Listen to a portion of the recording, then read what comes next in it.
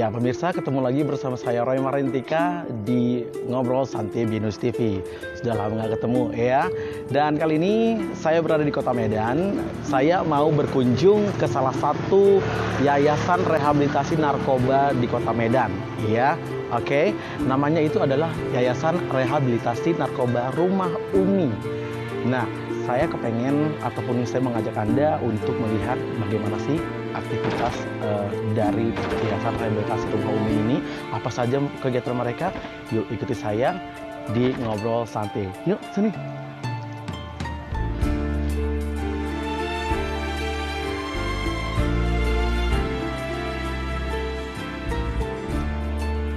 Nah pemirsa, beginilah kondisi dari tempat Yayasan Rehabilitasi Narkoba Rumah Umi. Iya, terlihat ada teralis besi. Saya coba untuk masuk, minta izin masuk ada penjaganya untuk bisa melihat isi dalamnya. Iya, permisi bang. Iya. Yuk kita masuk. Halo Pak, Assalamualaikum. Waalaikumsalam warahmatullahi. Kenalkan, nama saya Roy Marintika dari Binus TV. Oh iya. Iya. Saya boleh ngobrol-ngobrol sedikit Pak? Oh boleh silakan. Boleh silakan, ya. Silakan. Oke, yuk mari.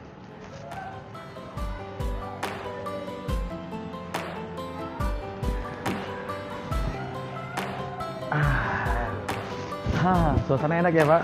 Ya, alhamdulillah. Sama seperti rumah. Iya begitu ya, benar-benar. Iya, saya mau tanya sedikit ini Ya. Pak. Ini sejak kapan didirikan yayasan ini? Oh, yayasan ini berdiri tanggal 1 2015. Oke, berarti sudah Tahunan. betul. Oke, selama 6 tahun. Kalau boleh tahu, ini alasan berdirinya apa ya? Sebetulnya karena keterpanggilan ya, karena kita merasa ada sesuatu dorongan jiwa bagaimana supaya membantu menyelamatkan teman-teman yang para pengguna narkobanya untuk bisa kita pulihkan lah. Sebab mereka kan manusia yang harus kita selamatkan juga kan. Jangan sampai mereka itu semakin larut dengan perbuatan-perbuatan yang merusak diri mereka. Oke. Kita membantu. Oke. Berarti ada dorongan kemanusiaan juga ya Pak ya. Mata-mata itu aja. Oke. Saya boleh tahu nama asli Bapak siapa? Kalau nama saya Nasrullah. Oke, panggilannya? Tapi biasanya orang-orang panggil saya Bung Inas. Oh, Bung Inas. Jadi Bang Roy panggil saya cukup Bung Inas saja. Oh gitu. Supaya lebih akrab kita. Benar. Tapi agak sedikit tahu nggak apa-apa ya Pak ya. Nggak apa-apa. Oke, saya panggil Bung saja. Nah, Bung Inas membangun ini pasti butuh perjuangan ya kan Pak. Nah, boleh cerita sedikit selama 6 tahun ini suka dukanya apa? Sedikit saja. Ya macam-macam lah. Yang pasti memang merubah orang untuk baik itu tidak mudah memang. Kadang-kadang tantangan itu ada dihadapkan pada yang bersangkutan. Kadang-kadang tantangan itu pada keluarganya. Memang suka dukanya banyak lah memang. Oh seperti itu. Jadi untuk tujuannya dan misi dari yayasan ini apa? Ya bagaimana supaya para pencandu narkoba itu bisa kembali lagi sempurna, sehat, pulih. Dan ya harapan kita mereka tidak lagi kembali kepada penggunaan zat narkotika. Oh seperti itu. Jadi semua lapisan masyarakat boleh mendaftar di sini Pak, atau ada syarat? Masyarakat bisa, Oke. dari kalangan manapun bisa. Atau mungkin ada syarat-syarat tertentu gitu untuk bisa mendaftar di sini? Soalnya kalau syarat biasalah, di samping mengisi formulir kan, melengkapi berkas KTP, KK, dan tidak ada yang berat-berat. Oke, berarti memang harus ada administrasi yang harus diisi supaya kejelasan ya Pak ya? Input data. Betul, oke terima kasih. Pak, saya kepengen tahu ini gambaran kegiatannya itu apa saja di dalam?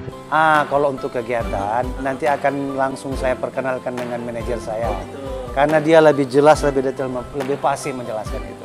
Oke, saya nanti ke dalam ya Pak ya? Boleh. Boleh ya? Saya kenalkan nanti langsung dengan Oke, nah pemirsa kita akan coba mengulik langsung atau melihat langsung kegiatan dari yayasan ini, ya sehari-hari seperti apa, ya. Oke baik, kita coba langsung ya Pak ya. Oke, silakan. Permisi ya Pak. Ya, silakan. Permisi. Baik, yuk kita lihat ke dalam. Oke Pak, iya. Ini Bang Roy. Oh Nah, iya. ini Halo. program manajer saya. Betul. Iya, nama saya Roy Marantika, Pak, dari Binus TV. Dengan siapa boleh tahu? Oh, saya Herianto. Oh, ini panggilan dekat saya di sini Bro Darto. Oh, Bro Darto. Ini manajernya Bapak maksudnya? saya. Oke. Beliaulah yang menyiapkan semua program di sini. Oh, begitu. Jadi kalau Bang Roy ingin bincang-bincang langsung saja. Boleh. Saya permisi lah, ada kerjaan lain. Oh iya, Pak. Iya. Makasih banyak ya. Iya, Pak. Terima kasih. Iya. Oke, iya, pemirsa, istilah ataupun sebutan bagi teman-teman kita yang direhabilitasi di yayasan ini adalah klien. Oke. Bro Darto, saat ini para klien kita sedang ngapain sih? Saat ini mereka lagi sport activity indoor. Jadi mereka olahraga. Tapi ya kita kan mereka kan punya privasi masing-masing nih. Jadi kita nggak bisa ambil atau mempublikasikan mereka ke sosial media. Mungkin dari sini kan kalau apa kan nggak terlalu nampak. Jadi berolahraga ya? Iya, sambil olahraga. Nah, untuk kegiatan dari paginya boleh dijelasin? Kegiatan dari paginya ya opening house, mereka kan bangun pagi itu sholat subuh. Siap sholat subuh mereka bersih-bersih, mereka mandi, siap mandi, sarapan, siap sarapan. Nanti mereka ada sesi morning meeting. Jadi di sesi morning meeting itu mereka sharekan apa perasaan mereka pada saat hari itu. Setelah saya morning meeting, nanti ada kegiatan tausiah ataupun seminar dari stafnya membawakan materi tentang adiksi ataupun narkoba. Jadi memang setiap hari itu terroster atau terinci ya, terjadwal seperti itu. Dan itu setiap hari. Ya, setiap harinya. Oke.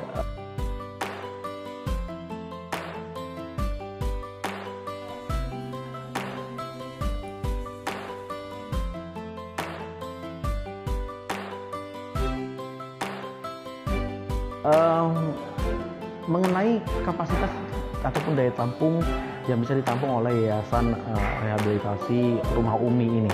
Nah, berapa kira-kira yang bisa ditampung? Untuk daya tampung di Rumah Umi ini maksimalnya 40 orang. Tapi pada saat ini klien kita ada 16 orang. Oke.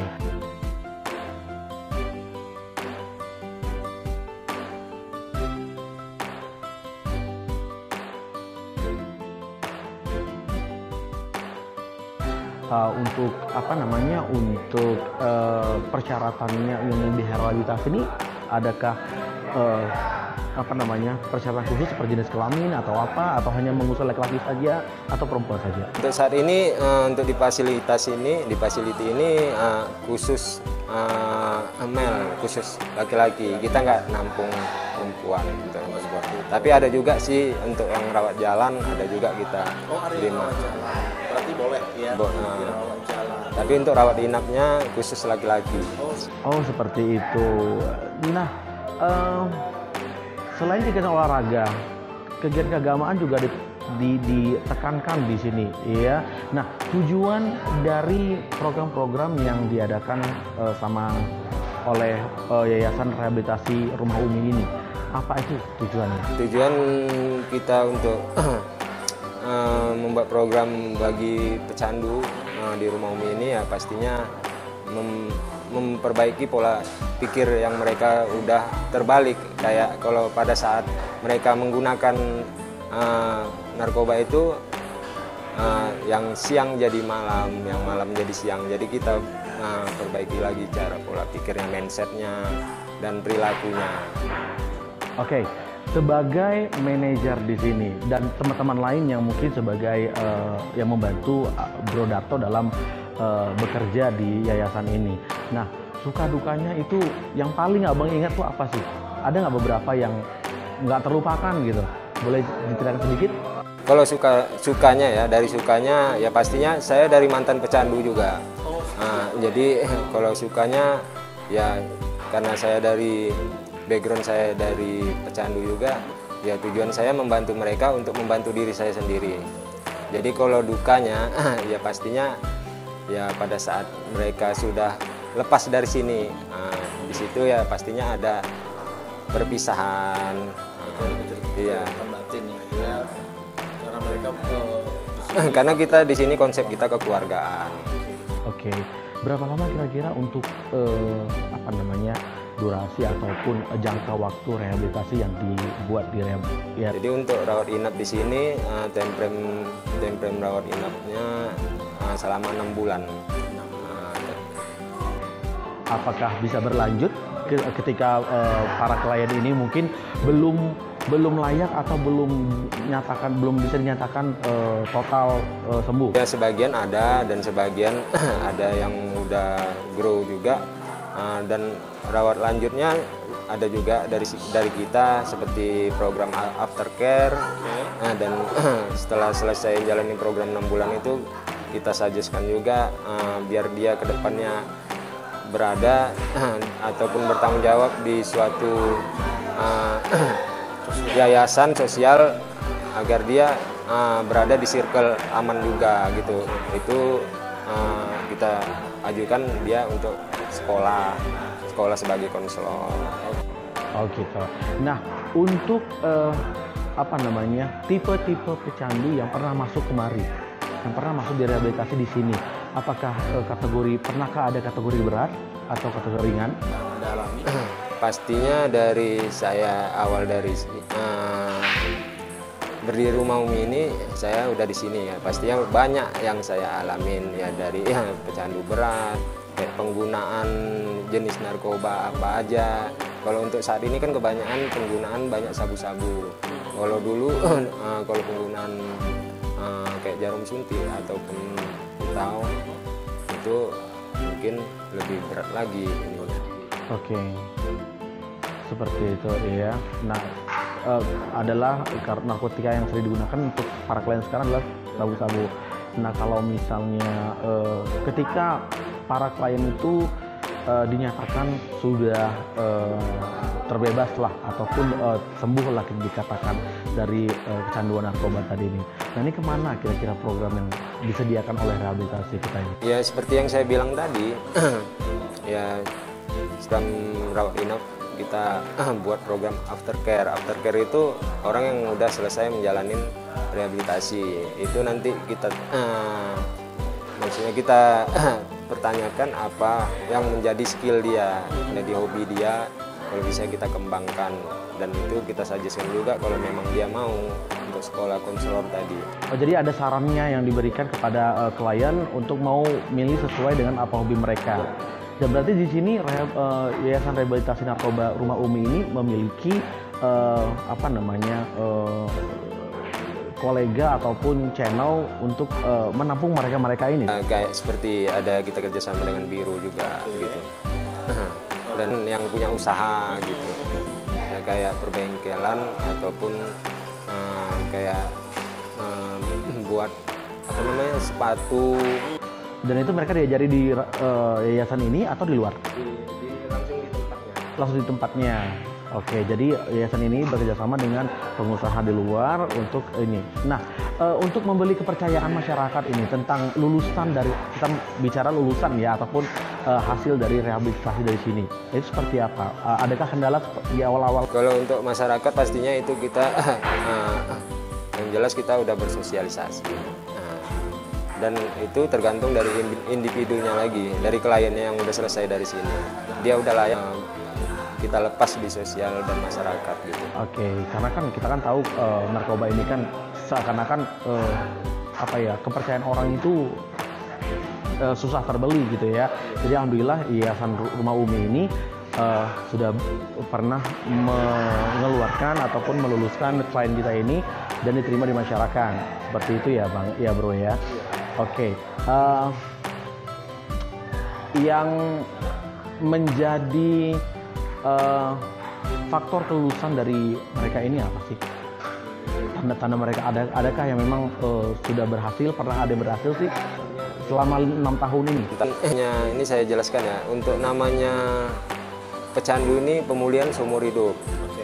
Jadi nggak ada namanya kata sembuh, yang ada pulih.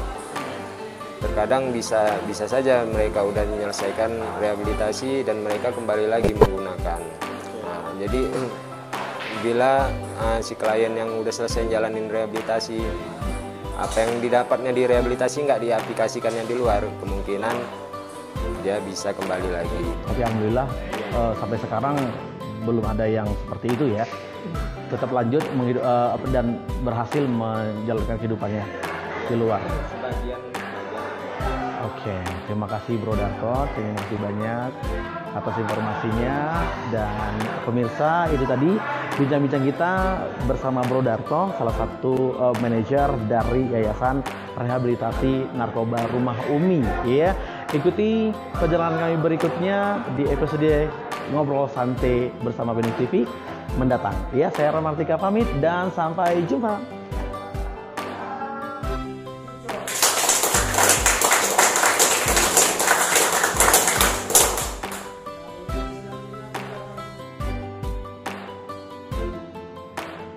Masyarakat sekalian, bila mana ada keluarga kita yang terpapar narkoba, agar segera kita laporkan atau memberikan informasi kepada institusi penerima wajib lapor yang terkait menangani masalah rehabilitasi. Sebab masalah narkotika ini tidak bisa kita biarkan. Yang kedua, rehabilitasi bukan lembaga untuk menyakiti, bukan menyiksa. Tetapi malah rehabilitasi itu adalah untuk mereka dibina, diobati, dipulihkan, agar mereka tidak kembali jatuh ke dalam dunia zat narkotika. Dan terakhir, saya ingin mengajak kepada semua pihak, bila mana ada keluarga kita yang sama sekali sudah jelas-jelas terpapar narkoba, segeralah bawa ke tempat kita. Terima kasih.